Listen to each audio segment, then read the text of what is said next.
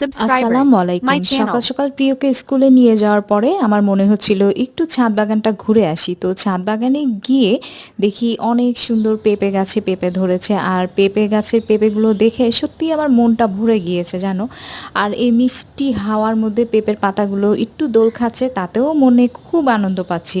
তো তোমরা ছাদ বাগানে কে কিভাবে ছাদ বাগান করো তা অবশ্যই কমেন্ট করে জানাবা। আর আমার কিন্তু ছাদ বাগান খুব ভালো লাগে, গাছ প্রেমিক বলতে পারো আমাকে এক হিসাবে। তো যেটা হচ্ছে এরই মধ্যে বাসায় চলে আসলাম, বাসায় চলে এসে দেখি ওভেনটা খুবই ময়লা হয়ে গিয়েছিল। তো ওভেনটাকে ক্লিন করতেছি একটু একটু করে। তো মানে আস্তে ময়লাগুলো তোলার জন্য আমাকে অনেকটা সময়ই এটাকে ধরে ধরে ক্লিন করতে হচ্ছিল।